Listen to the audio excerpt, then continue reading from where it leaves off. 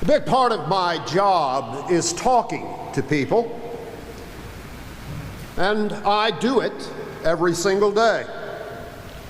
And over the course of my many years in ministry, there is literally no telling how many such conversations I have had. But of all those, no doubt now thousands of conversations, there have been a handful that made such an impression upon me at the time that I've never forgotten them, not even years later. Something that they said or the way they said it, something that really struck home, so much so that it has stayed with me ever since. For example, a conversation I had one day with Gordon Pointer, a farmer in Dry Valley, Tennessee, who told me now almost 40 years ago, on a day when I was all worked up about something, as only a 30-year-old minister can be worked up, he said, "Don't worry, preacher, it always rains 15 minutes before it's too late. I don't care if I live to be 100 years old, I will never forget Gordon's words." And in fact, I don't know that there's ever been a better description of the providence of God and the care that God shows for us than that. The fact that it always rains 15 minutes before it's too late. Another one of those memorable conversations is one that I had with a fellow minister back in the early 90s, in a time when I was a pastor in Memphis. This fellow's name was Cal Bailey.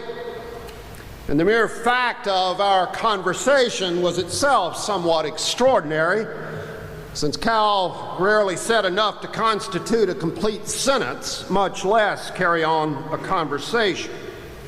But not that night. No, that night, Cal started talking, and he couldn't stop.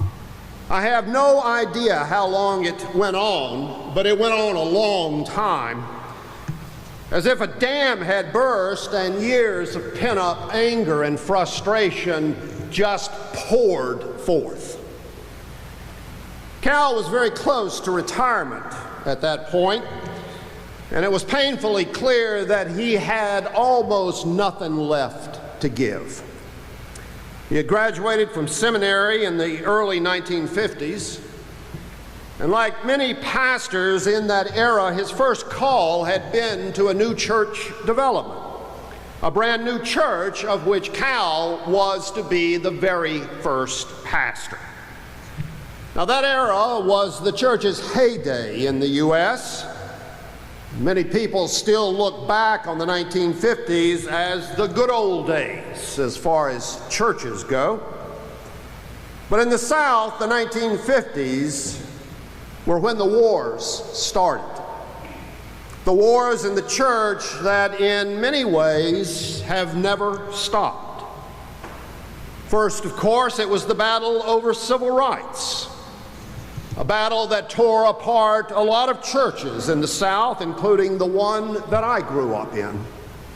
Later on, in the 1970s, it was the battle over women's ordination.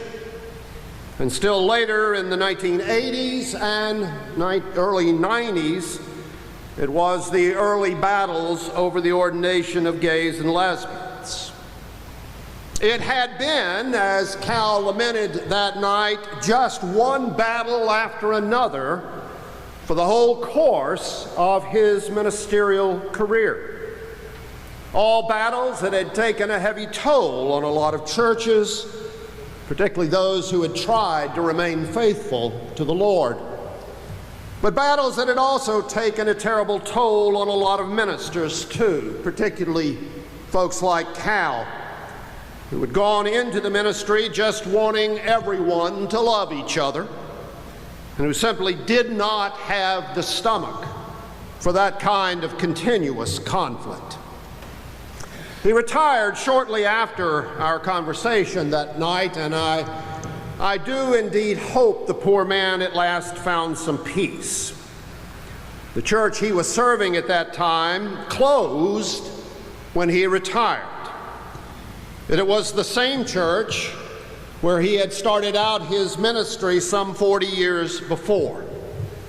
A church then of which he had been both the first and the last pastor, which somehow seemed appropriate. I graduated from seminary in 1977, about 25 years after Cal. And the church that I graduated into, the church where I began working in the late 1970s, still bore all the trappings of the church's heyday some 20 years before.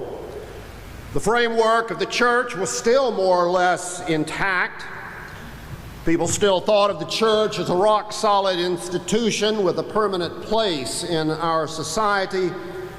There was even still a fair amount of money flowing through the church in order to do things. Actually, a shocking amount of money compared to what's available these days in all too many places.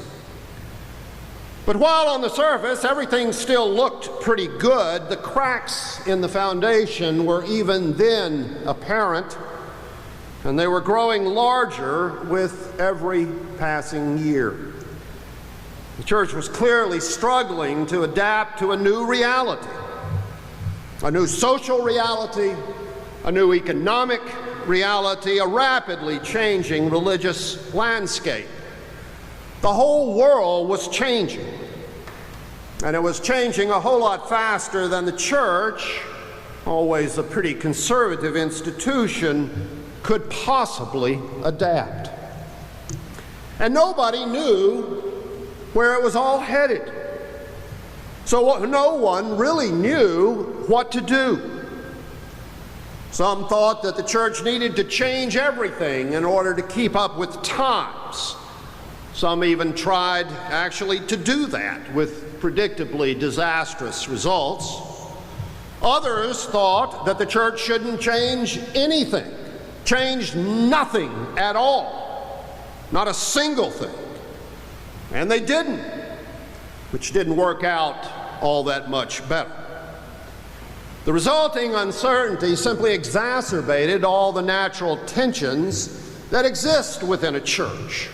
We are, after all, a human institution, and everyone wanted to blame someone else for all our problems. Now, no doubt there was plenty of blame to go around, and there still is, but the real problem wasn't anyone's fault at all.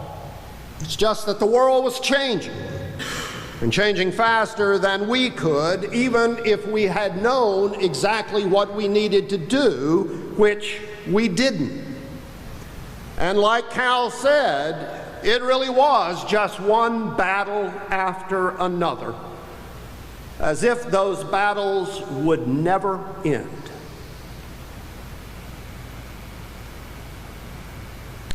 But you know what? I think they're ending. I really do. In fact, I'm far more optimistic about the church, not just this church, but the church, far more optimistic now than I was just a few years ago. There's a new generation of people coming up in the life of the church. Talented people like our own Megan and Drew and Annie and Chip. People that are going to be good leaders for the church in the new day that is finally beginning to dawn. What is more, we're beginning to get a handle on what it's going to take for the church to manage in this rapidly changing world. Among those challenges, how to take care of our buildings, which is a problem for every church, though for some, a bigger problem than for others. But here at First, we are now working on a plan for putting the long-term care and upkeep of this building on a sustainable basis. You'll hear more about that this morning from Phil McMonigal later in our service. And if we're successful in that effort, and we're going to have to work at it in order to be successful, but if we are, then we're going to be in a much better place going forward in terms of being a church in this day and age. Of course, we're a long way from home free. But just like Moses up on top of Mount Nebo, I can see better times ahead. I wouldn't go so far as to call it the promised land, but I do see a time when this church will not only be a stronger and healthier congregation than it is today, but one, thanks to our time in the wilderness, that will be both a more humble and a more faithful congregation in the service of its Lord. In short, this is a very good time to be a part of this church, a church that I am confident is looking ahead to a very bright future. Thanks be to God.